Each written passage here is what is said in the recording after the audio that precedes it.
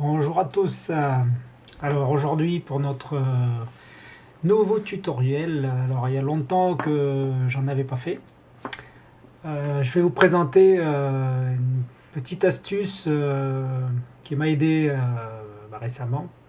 C'est-à-dire on avait besoin d'extraire les données des pages jaunes.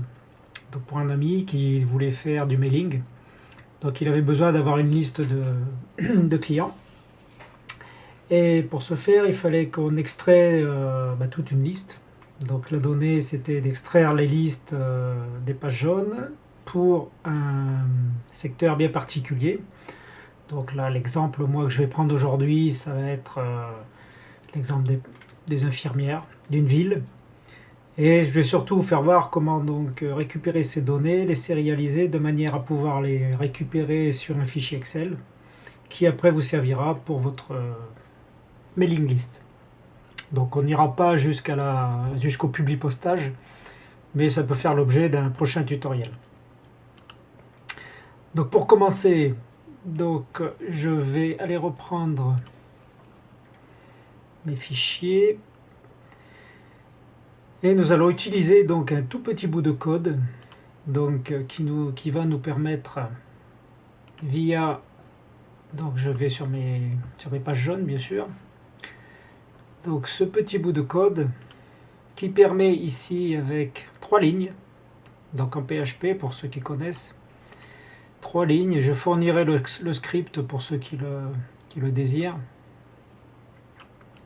à qui on va dire d'aller récupérer donc la page concernée de nos pages jaunes, de tous ces résultats, on fait une boucle for each. Donc on incrémente et on cherche à chaque fois, donc find, un élément HTML bien précis qui est une classe qui contient le nom et tous les éléments d'adresse du contact. On met ça dans une variable, dans un tableau, et on affiche en plain text, donc en texte plein en termes francisés, mais en plein texte pour le HTML, c'est-à-dire sans les tags. Voilà. Donc, ce tutoriel est malgré tout pour les néophytes, parce que même sans connaître PHP, on peut arriver à copier ce texte. Il y a juste l'adresse email du site, l'adresse du site à changer dans le script, et ça fonctionnera pareil. Donc une fois que vous avez créé votre page web avec un petit script, alors je vais expliquer par contre cette ligne recurrence simple HTML DOM. En fait, on va utiliser un petit script donc qui se trouve sur internet. Vous tapez simplement HTML DOM parseur. Donc c'est un petit script qui a été élaboré qui a été fait par des développeurs et qui est en open source, donc on peut l'utiliser gratuitement. Donc vous avez simple HTML DOM, il est sur SourceForge directement, vous avez, donc le voici, on voit sa page. Donc il suffit d'aller le télécharger, ça s'installe très facilement, il suffit d'aller le mettre dans votre serveur, donc ici. Donc moi ici j'ai tous mes fichiers qui sont dans mon serveur, Bon, vous aurez qu'un seul dossier. Et vous voyez, vous avez besoin de 2 fichiers. Le simple HTML DOM qui se présente comme celui-là. Et votre fichier, vous allez rentrer vos 3 lignes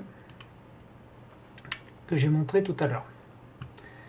Donc pour ne pas rentrer dans le détail, il faut quand même savoir qu'il faut un serveur web. Donc que vous utilisiez MAMP ou XAMPP. C'est pareil, XAMPP c'est plutôt sur Windows et MAMP c'est plutôt sur Mac. Il faut un petit serveur web qui tourne en local de manière à pouvoir lire du PHP via ce serveur. Donc je vais passer aussi l'installation d'un serveur web. Vous trouverez tout ça facilement sur la toile. Donc on va partir du principe que moi j'ai installé mon fichier. J'ai créé mon petit fichier ici. Donc avec mes 3 lignes de code. Je vais aller donc sur les pages jaunes rechercher ce que j'ai besoin. Donc je vois par exemple j'ai besoin des... ici nous allons prendre les infirmières et il faut les soins à domicile. Pourquoi les infirmiers ou infirmières? Parce que c'est un bon exercice. Donc je vais sur trouver. Là il me donne qu'effectivement que dans cette ville il y a 6 infirmières. Donc je peux vérifier si je descends dans ma page. J'ai qu'une seule page avec mes 6 infirmières. Je vais venir donc copier toute l'adresse ici en haut. Donc des pages jaunes. Je fais tourner mon petit serveur. Et je vais venir copier cette adresse ici. Vous voyez, juste à la place de celle qui est déjà inscrite. Voilà. Donc une fois que j'ai fait ça, je vais faire tourner, donc j'enregistre bien sûr, et je vais aller sur mon serveur, faire tourner mon petit script qui est là. Vous voyez que ça mouline, et c'est rapide, c'est très rapide. Et ça vient donc récupérer, vous voyez, Muller Marie, Puilito Vilma, Aliar Corinne, Lopez Corinne. Voilà. J'ai bien le détail qui était contenu dans, dans le tag de l'adresse, avec l'adresse, le numéro de téléphone. Alors il faut que j'explique pourquoi j'arrive à récupérer exactement ce que je veux sur la page, alors que sur la page il y a beaucoup de choses. Si on va regarder, examiner une page HTML, pour ceux qui connaissent un peu, on a un petit outil qui nous si on fait clic droit sur le navigateur, qui nous permet de procéder à l'inspection de l'élément, et c'est-à-dire de voir le code HTML de la page.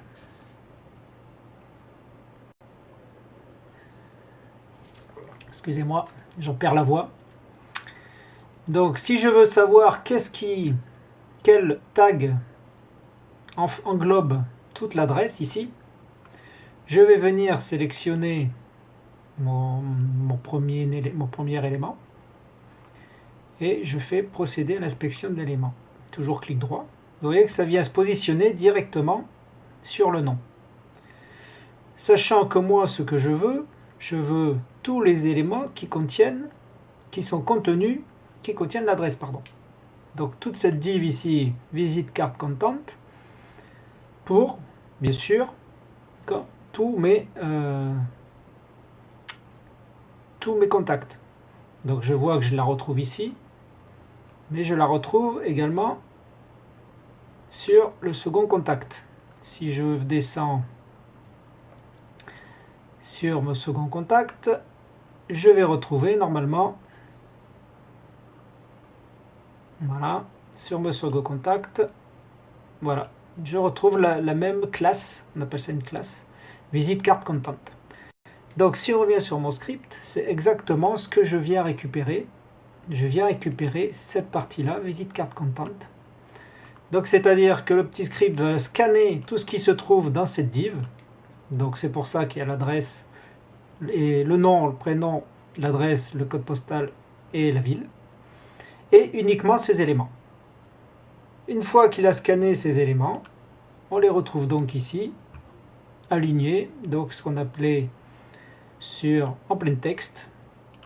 Il scanne tous les éléments, il fait une boucle jusqu'à ce qu'il en trouve, il vient les afficher en passant à la ligne, BR veut dire aller à la ligne. Et voici le résultat. Donc vous allez me dire, c'est bien beau, mais maintenant qu'est-ce que je fais avec mes lignes qui sont mal foutues? Et bien ces lignes, on va les copier. Donc clic droit, copier. On va simplement les recoller sur un fichier, sur un bloc-notes. Donc moi j'ai celui-là. Je viens les coller. Et de manière à pouvoir les importer dans Excel, on va les enregistrer, enfin on va surtout les mettre en forme au format CSV. Alors tout le monde sait que le format CSV, c'est un fichier Excel de données brutes hein, où les colonnes sont représentées par un point virgule, une virgule, un pipe. Bon, ici, donc je vais aller représenter mes colonnes après chaque donnée que je veux garder par une virgule. Donc, vous voyez, ça concerne une colonne, ça sera une deuxième colonne. Je veux l'adresse en entier, donc ceci, ce sera une troisième colonne. Ça, je ne le voudrais pas, donc je fais une autre colonne. Voilà. Donc on va voir qu'après, donc je fais ça pour toutes mes lignes. Et on va voir après que, une fois que je l'aurai importé, enregistré, format CSV et importé dans un tableur, mes colonnes vont être physiquement matérialisées. Donc je termine mes 6 lignes. Là je vais... Alors ça, quand ça vous met des accents comme ça, c'est parce qu'il ne reconnaît pas certains caractères d'encodage. Donc je viens mettre mes virgules. Voilà, je finis mes colonnes. J'ai fait une erreur. Tac, je veux l'adresse.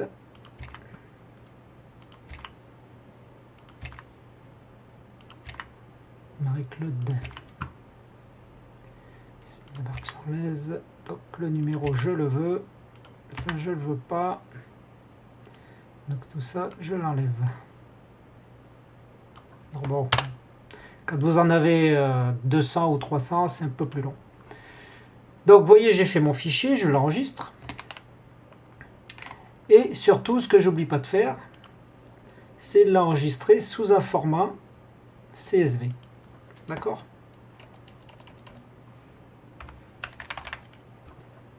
Vous allez comprendre pourquoi.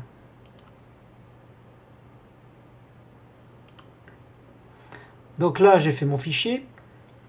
Vous allez ouvrir votre Excel préféré. Alors bon, moi j'ai pas Excel parce que je suis sur Mac. Par contre, je travaille sur Google Drive. Et sur Google Drive, on a un très bel outil qui s'appelle Stylesheet, en fait, qui remplace Excel. Donc vous voyez que moi, j'avais déjà commencé à extraire certaines données. Et je vais vous faire voir, donc imaginons que ma feuille est vierge. Je viens faire fichier, importer. Je fais importer mon fichier. Donc bien sûr mon fichier CSV.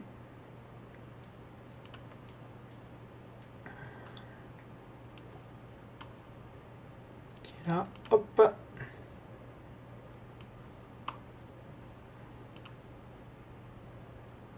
Donc là, Excel va me demander, ou va vous demander, est-ce que je crée une nouvelle feuille?